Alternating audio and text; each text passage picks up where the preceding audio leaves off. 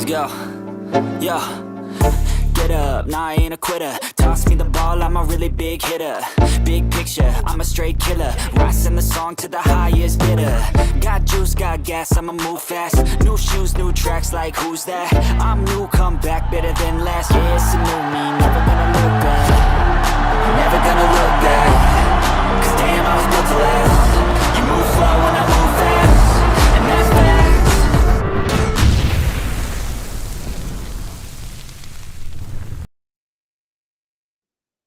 Hello, Chicago. Welcome to your weekend and welcome to the fastest, most thrilling 25 minutes in all of sports podcasting. This is Chicago Sports Podcast, Monsters of the Madhouse. Thank you so much for joining us, friends. We are your Friday night football guys from the shadow of the Big Apple. We've got the great Jamari Riddick in the house. From Knoxville, Tennessee, he's the great American DJ himself, a program director and afternoon drive man for the Knoxville Wolf, Matt Cooper, and I'm your boy from Iowa, Cleet Soup Campbell. Guys, how we doing, fellas? What's going on, Cleet? With Matt, how y'all doing this weekend? Hey, Dude, we're Jamari, doing awesome, man. doing so good, Jamari, and it's great to talk football with you, and great to tell the world that Chicago's terrible, seemingly never-ending nightmare known as the Matt Uberflus era is now in our haunted past, and we are pressing forward to a better Bears winning tomorrow. That actually includes a fighting chance for us to win some one-score games. Guys, it's so good to have y'all with us. Thank you for joining us, friends, as we kick off this segment of Friday night sports night in Chicago with What Can Thomas Brown Do For You? And this opening segment of CSP is brought to you by Pure Tequila Heaven. Chris Chelios is El Bandino Yankee. Get yours this holiday season at elbandinoyankee.com. Folks, as we talked about it before, it's a new day, a new era for the Chicago Bears as interim coach Thomas Brown takes the reins of the most dysfunctional team this side of the Washington Sentinel Sunday as he makes his NFL head coaching debut in the Bears 3:25 p.m. Fox Showdown with the slumping San Francisco 49ers. Guys, let's go to it. Jamari, let's start with you.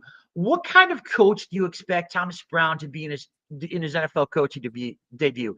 Do you see him, Jamari, being aggressive, wild, gambling man like Dan Campbell, who hasn't met a fourth down he doesn't want to go for? Do you see him being conservative like Mike Tomlin? Or Jamari, do you see him being a mix of both? He gives me the vibe that he'll give you a mix of both. He seems like an even kill type of guy. He'll go with the flow of the game. If he has to go for it, he will. If he has to punt, he'll punt. So I'm looking forward to see a balance between being aggressive and playing within the flow of the game, I'll say. Here's the $1 million question, though, Jamari, before we go to Coop. Will he be the anti-Matt Eberflus? I think he'll be the anti-Matt Eberflus. I think he'll be willing to adjust whenever we need to. Amen to that, Jamari. Let's talk about this team. Obviously, there's fire, there's passion again. We know the heart's there. Coop, do you see a renewed energy in this team now that they have a head coach that they believe in? I do see renewed energy, but you know what's going to be interesting to me? You could tell that too with the offense and the way Caleb has played the last couple of weeks with Thomas Brown as the offensive coordinator. But knowing now that you've lost 6 games in a row, so okay, Matt Eberflus is out of here. We got a whole new coaching range coming in. People are switching positions, but here we are. You pretty much know your playoff chances are out the window. I mean, you've got 8 losses right now. Is it possible to go on a winning streak, win out, and get lucky with some other things happening in the NFC? Maybe, but for the most part, the players know that this is it. But also the players know that they're going to be playing for their jobs. They're going to be playing for if they're going to be a part of this team next year. So I think they're going to react well to the coaching staff. I like the demeanor that Thomas Brown has presented. I like his press conference. I like what he said he lost. What did he say he lost? Like 20 to 30 pounds or something like that because he hasn't been eating it all? 22 pounds in 22 days. Dang, man. That talk about if there's a statement of just the stress of being an NFL head coach. And he said when you're focused on something, you kind of forget about food. And that's good. And he looks swell, fellas. He looks like $1 million. Well, he always looks swell, though, man. He always looked like a big dude, man. Like he still looked like a running back from like 10 years ago. Yeah, exactly. Yeah, let's go. He looks great. I do want him to cap the weight loss, maybe around 30 pounds or so, because I don't want this man starving himself for the sake of Bears Nation. But when we talk about Thomas, Jamari, Obviously, we know he's learned that if you have a timeout in your pocket in the final 30 seconds of a game, and if you have a chance to get the game to overtime, you're going to use that timeout. But what lessons learned from Matt Eberflus, Thomas Brown avoid if he's going to be successful over these season with the Bears? He just needs to be well prepared in certain situations. That's all I can say. Because with his game plans over the last few weeks, I think he understands the strengths of the team. Um, I think we still need to get the run game going. But other than that, just be prepared in certain situations and being more situational aware. That's what he needs to be. That's what we need to add on to in terms of what Matt Eberflus didn't have. I think you scared off Cleat in that answer right there. No, I'm just kidding. Um, yeah. First off, thanks to the guys in the chat room right now. We see y'all. I see Kyle, Cliff, Atmos, Tyreek in there. Bill Lisamo, who says it's like 2:32 a.m. somewhere. I don't know where you're at, man. 2:32 a.m., dude. That's dedication. So thank you guys for I think their watching. listen was in England. I think. That's awesome, man. Thank you guys for watching. Darius in there too. So thank you guys for in there, and like and subscribe our YouTube channel, our YouTube page, as we're talking about the Bears here. Thomas Brown getting ready for this game against the 49ers this weekend in San Francisco, Santa Clara. Santa Clara is not San Francisco. That's like pretty much San Jose. Let's just put it clearly right there. But it's a stadium that I've always wanted to go to though. So when we get ready for this game this weekend, Jamari, and we start talking about Thomas Brown, let's start thinking about some of the game plan, because we were kind of talking about this before we jumped on today about how the 49ers right now, man, they're decimated by injuries. They're not going to have a lot of their superstars playing. I have no idea if Bosa is going to play. If he does, he's not going to be healthy because he's questioned as doubtful. And then I saw that there's a possibility to play. I don't know. But either way, this is the right way to get it. So what's our game plan looking like, Jamari? What's it looking like with Thomas Brown at the helms? I think we should get the run game going first and attack that front. Like you mentioned, Bosa, and I think even Warner is hurt too, or they're at least on the injury list. So I think we need to get the run game going first, test them out, and then hit them in the intermediate area. I think also Hufanga might be out too, so that'll give us a chance to test that secondary. Yep. Oh, there's Cleat. Hey, fellas! I tell you what, I'm sorry. I was doing My my Matt name. Eberflus impression there. I just kind of zoned out with the game on the line. Apologize. It's great to be back with you guys. Sorry for the technical difficulties, friends. You guys were just talking about it, fellas. I was listening as I was trying to get back into the game room. Realistically, what win-loss record does Thomas Brown need to post over his 5-game audition with the Bears to get serious consideration for the Bears' full-time head coaching job? And we'll touch on this in a moment. I mean, this job right now, everybody but Taylor Swift and the late, great John Gruden has been linked to this job. What does he need to do, Jamari, to give himself consideration to be the man in 2025 and beyond for the Bears?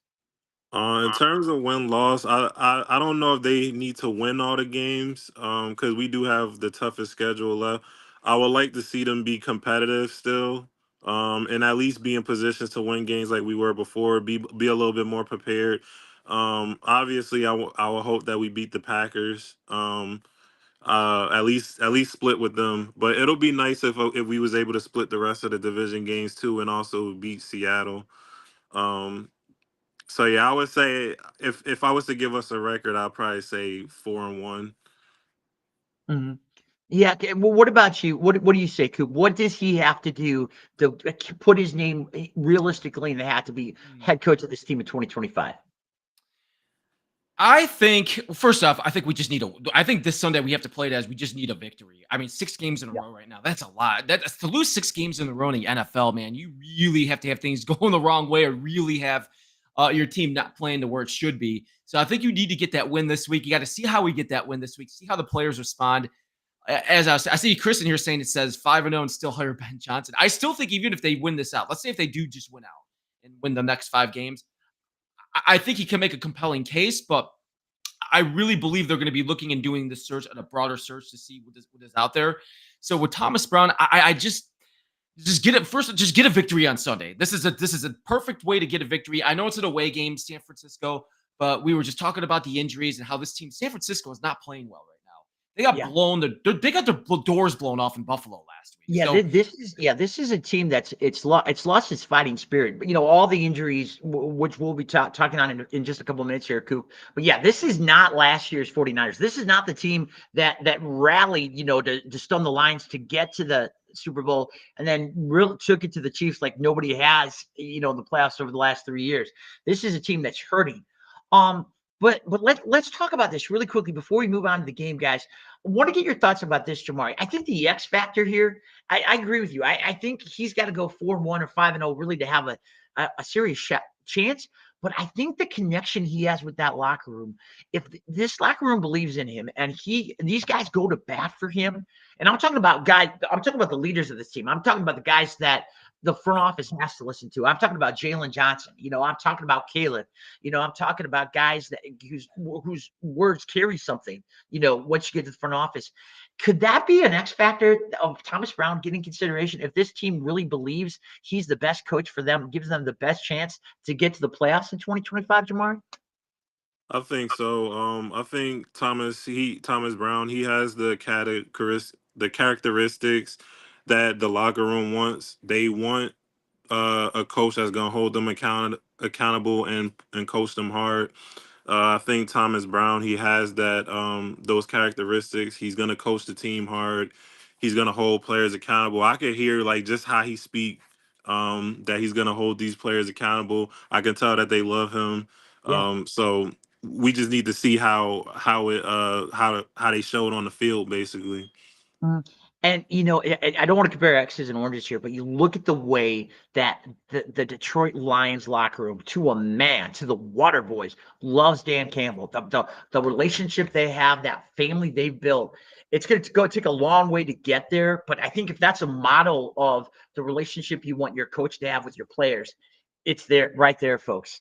Great stuff, fellas. Thank you so much, folks, for joining us. You are watching the passionate voice of the Chicago sports fan. This is Brandon Trax Hyatt's Monsters of the Madhouse. This next segment of CSP is brought to you by our good friends at TC's World of Wonders. It's your one-stop holiday shop for the best deals in Christmas deals in sports memorabilia, friends. You can make your families and loved ones Christmas sports dreams come true at tcsworldofwonders.com. Now, friends, this segment is called How Not to Leave Your Football Heart in San Francisco. Now, we all know that the Bears have gone on a fatal Matt Uberlose diet that has them lose 6 straight games and fall 20,000 leagues under the NFL playoff C.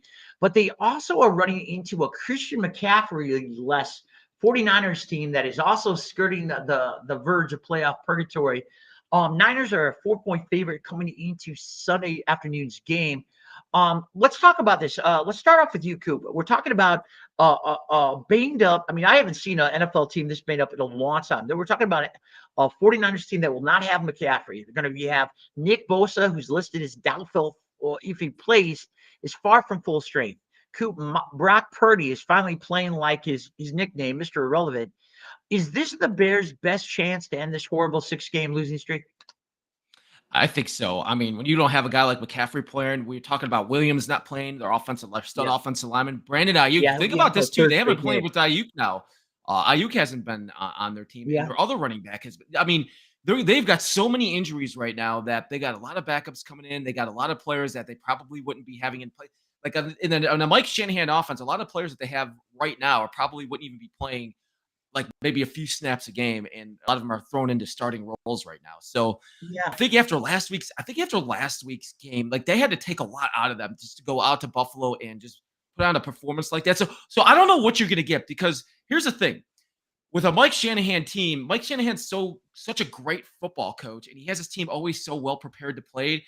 Maybe they're looking at us right now saying, "Hey guys, we're this is it. Like we're on the borderline of being out of the play." I think they're gonna have the hardest chance of going to the playoffs too. But like all their games going forward for them are must-win games in order to get them in for that slight chance to get into the playoffs. So I think they're gonna be taking this game like, hey, we're a home game. We're taking on a team that's lost 6 games in a row with a brand new head coach as an interim head coach. There's no reason for us not to go out there and not win this game. Yeah, exactly, guys. I mean, you look at this roster, the Niners roster, Jamari, and as Coop said, you've got guys who are going to be starting that Last year wouldn't even be on the 2 deep. I mean, they're without Jordan Mason, running back. Mason, Linebacker who's I Dre was thinking of, I Greenlaw's couldn't think of it. yeah, linebacker Dre Greenlaw's out. Safety George Odom.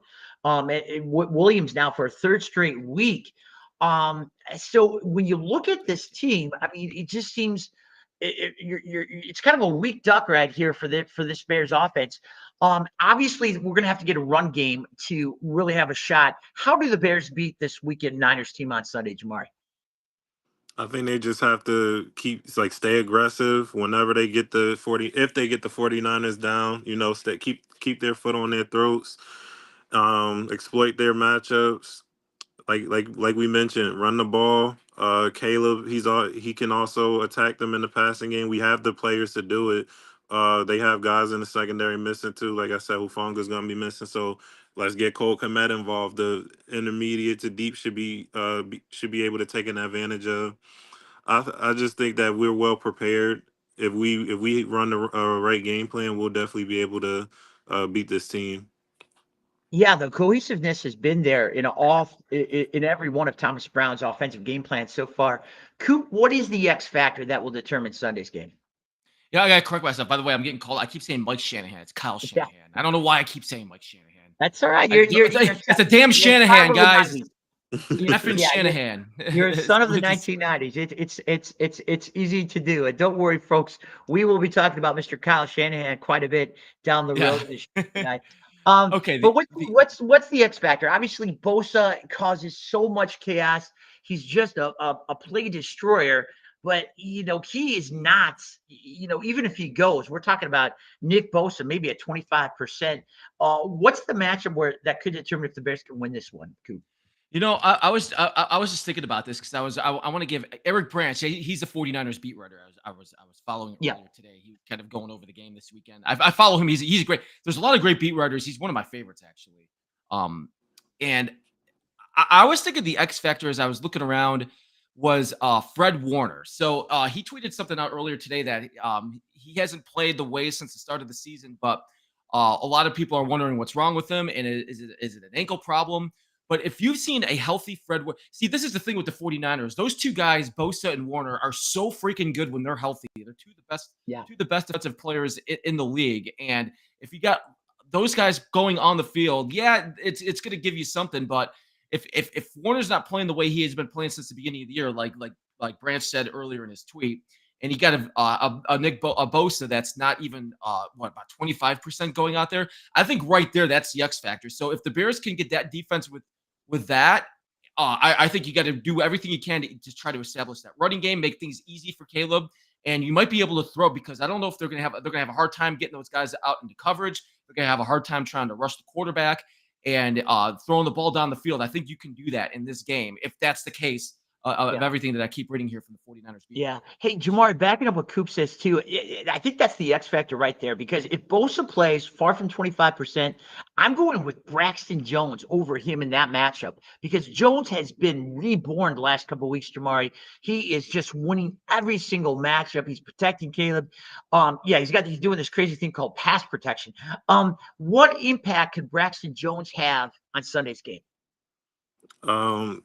Well, like you said, as long as he's able to contain Bosa and anybody else that they can throw at him, who comes in the game, that's gonna be the X factor right there. As long as he holds up in pass protection and especially and also when we run those sweeps to his side, if he can blow somebody up, I think that'll be the X factor of the game. Also, us protecting the football too. Don't give San Francisco extra possessions in this game.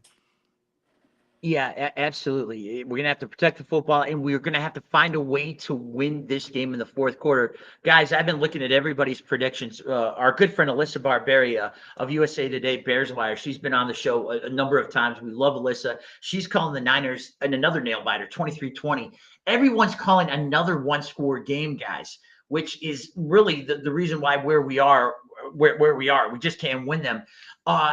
Guys, give me your thoughts. Will this be a one-score game, Matt Cooper? And who wins it come Sunday? Ooh, yeah, my predictions are not very good on the show, by the way. I've been pretty bad over the last 8 weeks.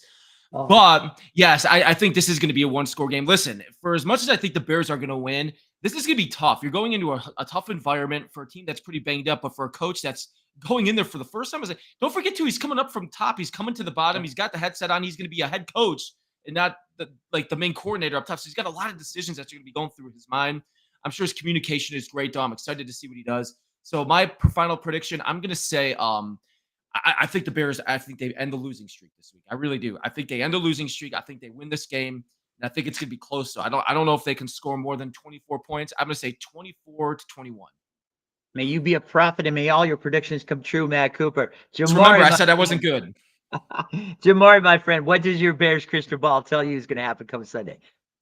I think it's gonna be a one possession game. Also, I think it's gonna be a nail biter.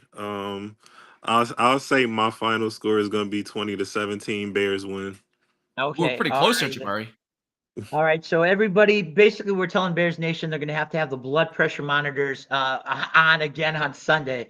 Oh boy, I'm right there with you, fellas. I already got high blood pressure already, Cleet, so I got to be careful on some of these. Exactly. What's this team doing to us? I'm going to say drinking the Kool-Aid. We got to believe if we're going to turn things around. I'm calling Bears 24-21. All right, we are on the record. Hey, I tell you what, we got to thank the Monsterverse. We love you. Great thoughts as always from Bearlissimo, all our good friends, General Manager John, even Chris Foster, who's been throwing some daggers tonight. We love you, Chris. Thanks for tuning in. This is Chicago Sports Podcast, Monsters of the Madhouse. Friends, our next segment is the Bears Rumor Meter. And this segment of CSP is brought to you by our good friends at River Street Tavern in East Dundee, where kids can meet Santa Sunday, December 15th at noon. Sunday, December 15th at noon. Get out to River Street Tavern and tell Santa what you want for Christmas. And I know that's going to be a playoff berth for the Bears in 2025 and some competent head coaching. All right, guys, we've been talking about how Taylor Swift and the late, great John Madden are really the only two people I've heard that haven't been linked to the Bears head coaching job. I think Brandon Trexide actually has an interview scheduled sometime in January. There are more rumors flying around the Bears head coaching position than there are 737s flying over O'Hare International. But let's break them down for our great audience here on a hot or not scale, which means if you think they could happen, let's say it's a hot rumor. If you think it's just stuff being thrown out there because people need stuff to write about when they're covering a 4-8 football team, tell me it's not. But let's start off with the man who will be in the house at Levi's Stadium trying to send the Bears to their 7th straight loss on Sunday, Kyle Shanahan. Rumors running rapid, Sports Illustrated, SI.com. I love SI, but man, they are linking everybody to this job. Kyle Shanahan, what are the chances? If you had to go hot or not, hot this being a legit possibility, this guy's coaching the Bears next year, Jamari, what do you say, hot or not? I would say not. I don't see the 49ers giving up Shanahan unless if it was something like a trade or something like Yeah, that. and that's Which the thing too. They're not giving. Yeah, they're not going to give up big collateral for their head coach. I don't see happening. All right, Jim Harbaugh, who stories have been gone up last few weeks. I wrote about it at the Chicago Sports Reporter that he and Kevin Warren are not on the same wavelength. That's one of the reasons why that when Harbaugh was available last year, that Kevin didn't reach out to him. Jim Harbaugh returning home again. That would require a trade with the Chargers as well. Are you hot on that rumor or not? Not. I think I'm turning that one down right away. There's no way in hell he's leaving the Chargers. What he's doing for them this year, seems like he found himself a place, man, and it seems like that was a perfect fit for him. He is definitely in a good spot there without question. What he's done, he's coach of the year material for me, particularly with the health issues guys he's going through. Jamar, you were breaking some great news in our pregame about our next hot Bears coaching candidate, Ben Johnson, the miracle worker of an offensive coordinator for the Detroit Lions. As you mentioned, he and his agent are not going to play games. They're going to only deal with teams that they feel would be a good fit for him. Are you hot or not, Jamari, that Ben Johnson is a serious candidate to be the Bears' next head coach? I'll say hot. He's a hot name, and if the Bears don't bring him in the building for an interview, I guess you could say we'll be seeing more of the same stuff in terms of the guys they'll hire. Okay. Interesting, interesting. And then, guys, we'll close out. We'll close out with the granddaddy of them all, the GOAT, Bill Belichick. You can tell he's itching to get back in the saddle. Jabari was talking about it. Already talking to North Carolina. What are the chances that Bill Belichick would be interested in being the next head coach of the Chicago Bears? Coop, hot or not? I'm gonna say not. I don't Yeah. think there's a chance for him coming here. Well, I don't think. I hear honestly, guys. I would be surprised if he coaches in the NFL next year. I don't know if there's a lot of teams that want to go back after him, and I think that's why we hear these when we see these pop up today that he was interviewing at North Carolina. I'm Yeah. wondering if he's starting to think that this might be my route, is going to the college route or going for a That's job true like too. this. That's true too. And he's got a rumored $20 million a year price tag. Who's going to pay that? It's Oh, going to that's be interesting. nothing. There won't be a I, lot. Hey I have a guys, I have a this question. yeah, I had a Jamar. question. I was gonna say real quick with Bill Belichick. What if he said that he wanted to bring Josh McDaniels with him? Would you hire him? I don't know, man. I would escort both of them straight to Lake Michigan on the quickest way possible to wake both of them up. Friends, you have been watching the passionate voice of the Chicago sports fan. This is Chicago Sports Podcast, Monsters of the Madhouse, a 25-minute and change sprint edition. Thank you so much for taking part of your weekend, time out of your weekend to talk football with us. We love y'all. Hit that like button and subscribe so you can catch every exciting, thrilling episode of CSP. And don't forget, we will be right back here Monday night for sure as the game breaks down. Sunday's showdown with the 49ers.